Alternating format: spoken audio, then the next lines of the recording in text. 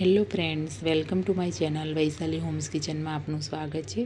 આજે આપણે બનાવીશું જીરા આલુ અને આપણે મસાલા ભાખરી બનાવીશું। તો અહીંયા લીધો છે મેં ઘઉંનો જાડો લોટ। આ રીતે આપણે કરકરો લોટ લઈ લઈશું ને બટાકાને પણ આપણે આ રીતે બાફીને તૈયાર કરી લીધા છે। અહીંયા મસાલો બનાવવા માટે આદુનો ટુકડો, એક લીલું મરચું ને એક લાલ મરચું ને 2-3 લસણની કરી લીધી છે અને મિક્સરમાં ક્રશ કરી લઈશું। લોટને પણ આપણે એક ડીશમાં લઈ લેવાનો છે। મસાલો આપણે જે બનાવ્યો તો એ અંદર નાખી દઈશું। આપણે ચપટી હળદર નાખવાની છે। આપણે ચપટી લઈ લઈશું જીરું। આપણે અડધી ચમચી લાલ મરચું નાખવાનું છે। અડધી ચમચી આપણે ધાણા જીરું નાખીશું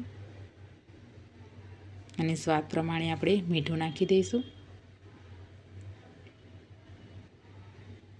હવે બધો મસાલો બધો મિક્સ કરી લઈશું એક સરખો। મોણ માટે આપણે 2 ચમચી ઘી લેવાનું છે। તમારે તેલનો ઉપયોગ કરવો તો પણ કરી શકાય છે। હવે બધું મોણ મિક્સ કરી લઈશું।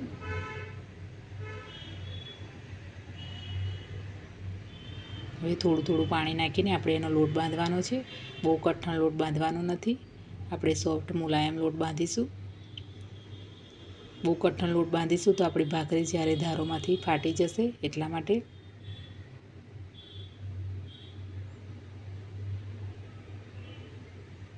આ રીતે આપણે લોટ તૈયાર કરી લઈશું। હવે એને ઢાંકીને આપણે સાઈડ કરી દઈશું। હમણાં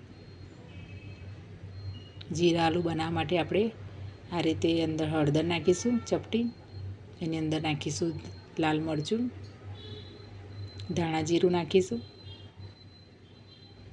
અને આપણે ગરમ મસાલો નાખી દઈશું। સ્વાદ પ્રમાણે મીઠું નાખવાનું છે। એક વાસણમાં આપણે તેલ નાખીશું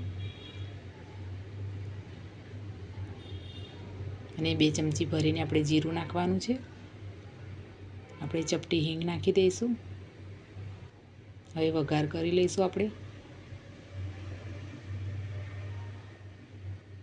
બધું એક સરખું મિક્સ કરી લેવાનું છે। તો તમે જોઈ શકો છો આપણા જીરા આલુ તૈયાર છે।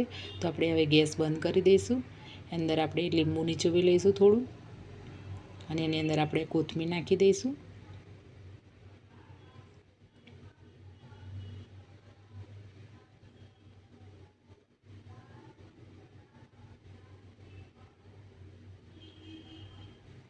આપણે લોટને જોઈ લઈશું તો આપણો લોટ પણ સેટ થઈ ગયો છે બરાબર। તો આપણે હવે એના એકદમ મીડિયમ સાઇઝના લુઆ બનાવી લઈશું।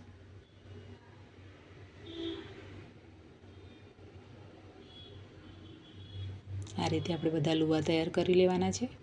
હવે આપણે એને વણી લેવાનું છે।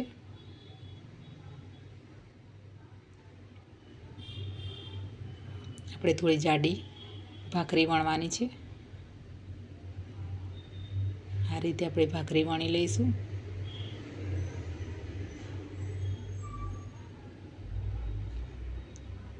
હવે આપણે એને શેકી લઈશું।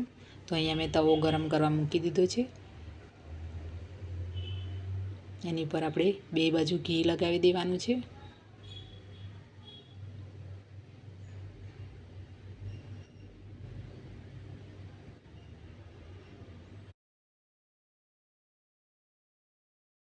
આ રીતે આપણે દબાવીને ભાખરીને શેકી લઈશું તો ભાખરી આપણી એકદમ ક્રિસ્પી તૈયાર થાય છે।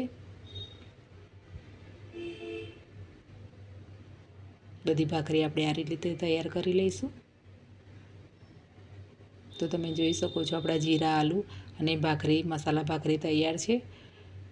તો મારી રેસીપીને લાઈક, સબસ્ક્રાઈબ અને શેર કરવાનું ભૂલતા નહીં।